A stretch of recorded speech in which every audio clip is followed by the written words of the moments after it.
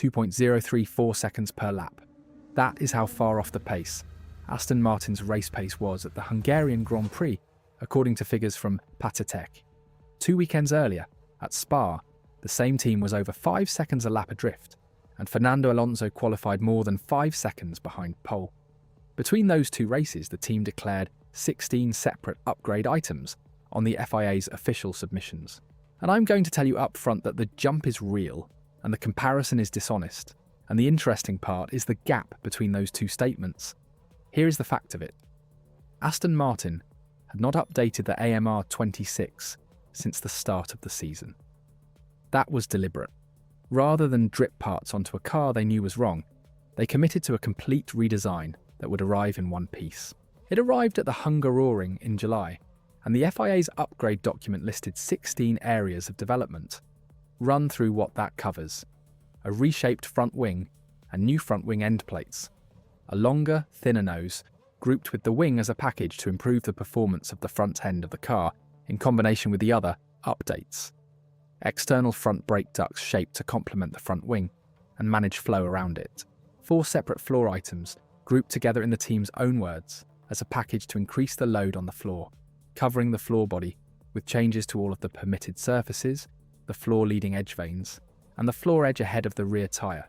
A new diffuser, a revised side pod inlet shape, bodywork tweaks, rear suspension work, a rear wing, and a lighter chassis underneath all of it. What did not arrive was the engine. That waited for Zandvoort. Hold that. It comes back, and it is the single biggest reason you should not trust the headline number. Now, the numbers themselves and where they came from. Paceteq's figures put the race pace deficit at just over 2 seconds per lap in Hungary. At Silverstone and at Spa before the package, that deficit was over 5 seconds per lap. Those are published figures from a third party doing pace modelling, not team claims and not stopwatch readings off a broadcast. I'm treating them as the best available evidence and not as measurement, and the distinction will matter in about 4 minutes. The comparison has 2 caveats attached, and motorsport.com published them alongside the numbers rather than burying them. The first is length. Silverstone and Spa are both substantially longer laps than the Hungaroring. The second is power sensitivity. The Hungaroring depends far less on power unit performance than either of the other two.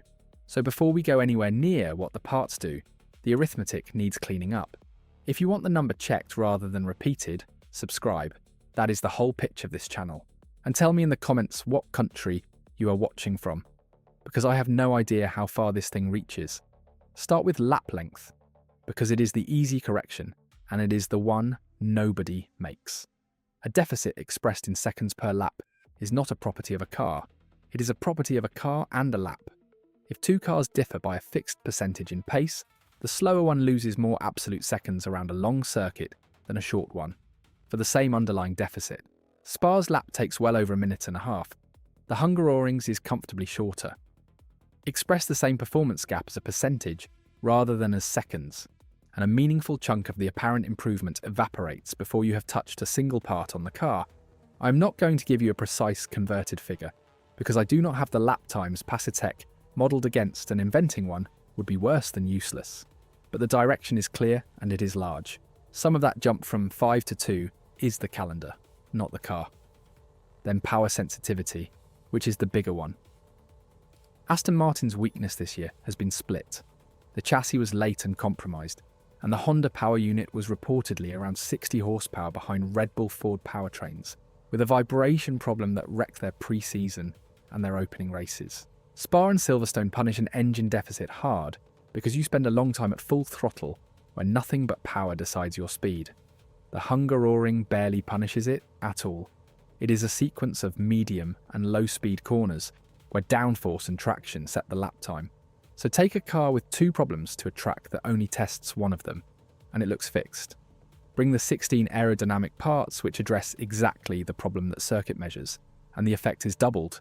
Aston Martin brought a downforce solution to the most downforce-dependent race on the calendar, at the 1 weekend before the summer break.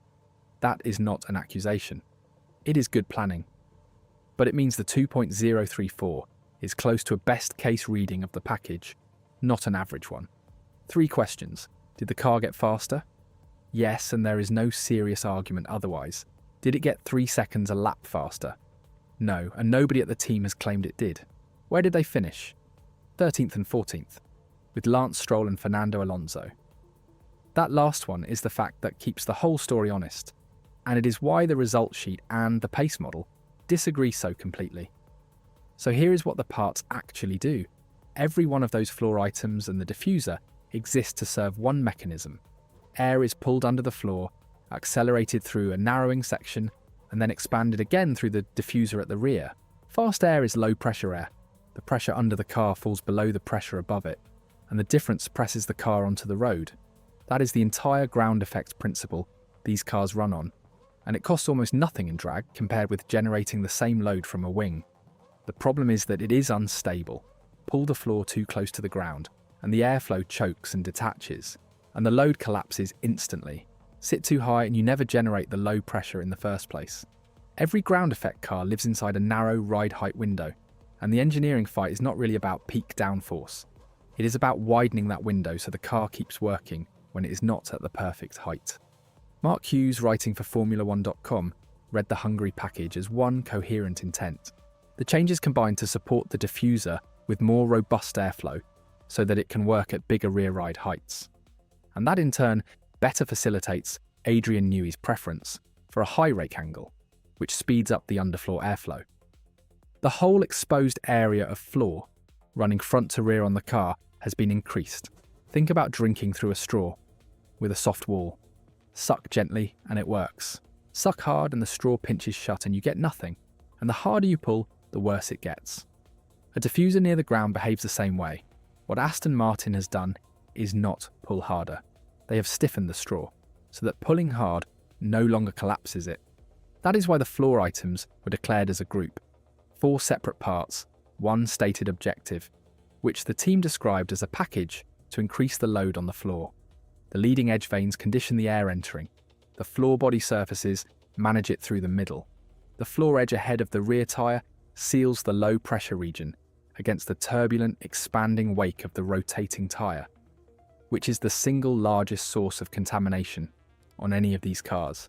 Fail at that seal and everything upstream is wasted. And the front end's not separate from that. The team grouped the reshaped front wing, the end plates and the longer, thinner nose explicitly as a package to work in combination with the other updates. A longer, thinner nose changes the volume and quality of air fed to the floor's leading edge. The external front brake ducts were shaped to complement the front wing specifically to manage flow around it. Nothing on this car was upgraded in isolation, which is the difference between a redesign and a set of parts. Loophole hunting or honest downforce. This one is neither, and that is why it is worth watching. Like this video if you think the Hungary package proves Newey's direction was right all along. Comment if you think Zandvoort exposes it, and subscribe on your way past. Now the neighbouring parts, because a bigger working ride height window costs you elsewhere. Run the car at a higher rear ride height with a high rake angle, and the plank and skid wear changes, because the attitude of the car under braking and over curbs is different. Raise the rear and you raise the centre of gravity slightly, which hurts you in the fast direction changes. Increase the exposed floor area and you increase the surface that generates load at a distance from the centre of the car, which changes how quickly the aerodynamic balance shifts as the car pitches. Every one of those is a setup consequence the engineers now have to relearn from scratch, at a track they have never run this car at. Then the side pod inlet, which is the one that ties into what comes next. Aston Martin revised the inlet shape at Hungary before the new engine arrived. That is either a pure aerodynamic change or it is preparation for a power unit with a different cooling requirement, and probably both. Honda's revised unit includes friction reduction and lubrication work, and reducing friction changes how much heat goes into the oil, which changes what you need to push through that inlet. And the lighter chassis. Mass is the cleanest lap time there is, worth a consistent amount at every circuit regardless of layout, unlike downforce. It is also the only item in the 16 that would have shown up equally at Spa. Now convert the number, and here is the payment on what I asked you to hold. 2.034 seconds per lap, at a track where the engine deficit barely registers, with the engine unchanged. That is the sentence to take away.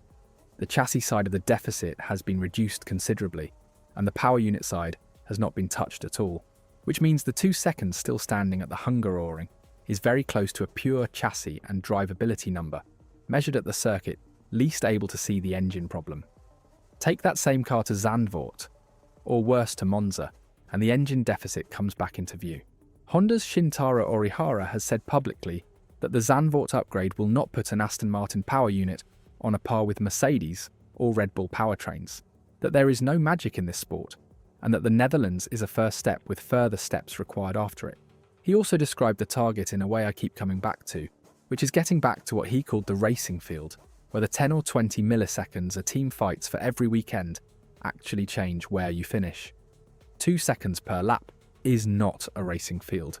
It is roughly 100 times that. The sequence explains the shape of everything.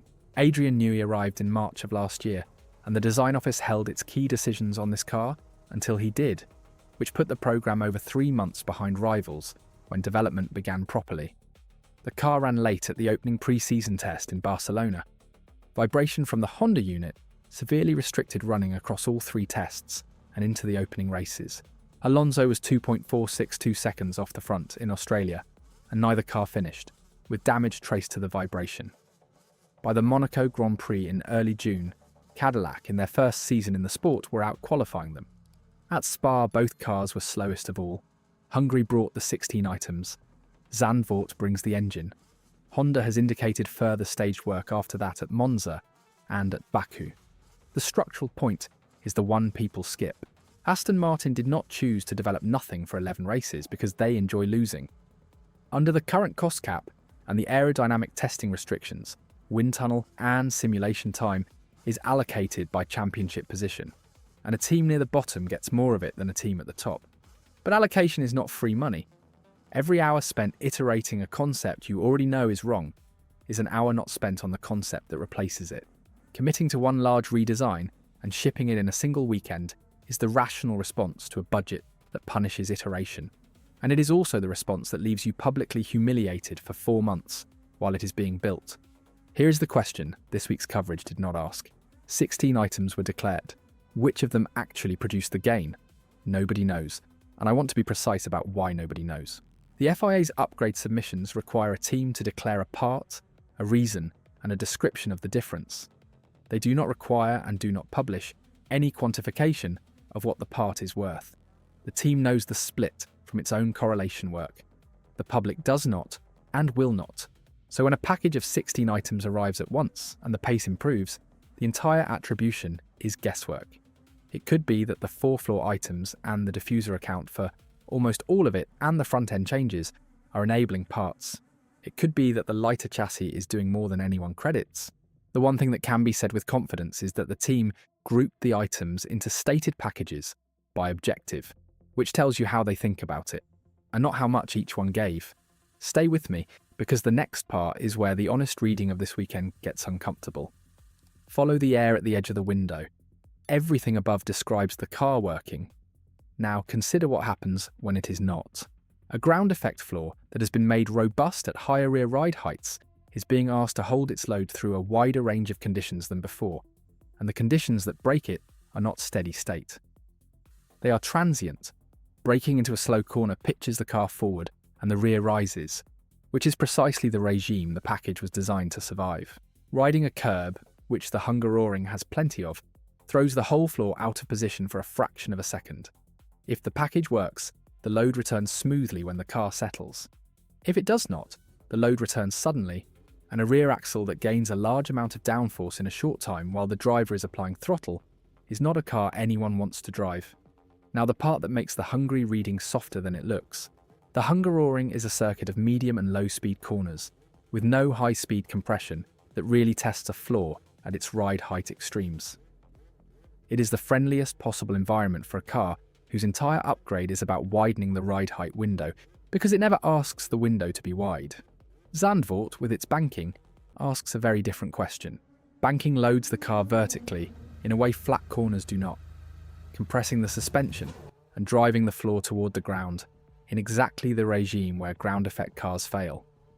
So the same package that produced the 2.034 could read very differently in 2 weeks, and neither number would be lying. There is a cost and it is not aerodynamic.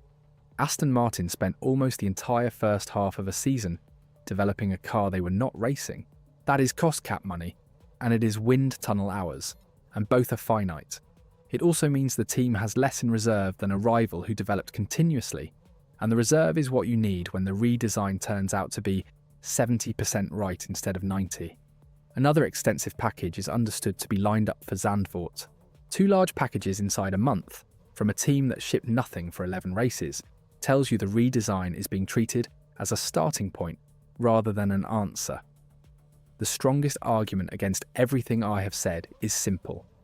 Paceteq's figures are a model. They are derived from race pace across a stint, and race pace is contaminated by traffic, by fuel load, by tyre choice, by when a team pitted, and by whether a car spent laps stuck behind something slower. A team running at the back gets more of all of that than a team at the front.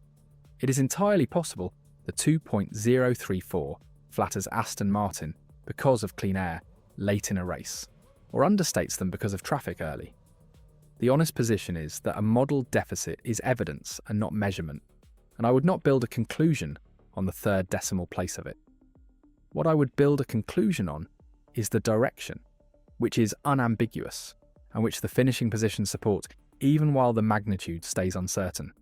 And what I genuinely cannot tell you is how much of the 2 seconds is chassis and how much is engine, because the only way to separate them is to run the new power unit on the old chassis, and that will never happen. So here is where it lands: 2.034 seconds per lap, measured at the one circuit on the calendar that cannot see Aston Martin's engine problem from a 16-part package that did not touch the engine, at the last race before a shutdown, compared against a 5-second figure set at 2 long, power-hungry circuits where both of the team's problems were fully exposed. The car is genuinely better, and the comparison is genuinely inflated, and both of those are true at once. The result was 13th and 14th. Everything else is Zandvoort's job to answer. Real step, or a track-specific flattery? Like the video if you think the package holds up at Zandvoort. Comment if you think the number doubles again the moment they reach Monza.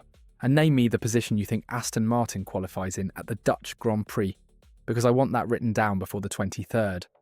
The Dutch Grand Prix runs on the 23rd of August, and it is where the revised Honda power unit we covered a couple of videos ago finally goes in. On top of this chassis, the next one takes the floor edge ahead of the rear tyre on its own, because it is the least glamorous of the 16 items, and it is probably the most important. Subscribe so it lands in front of you. Until the next one.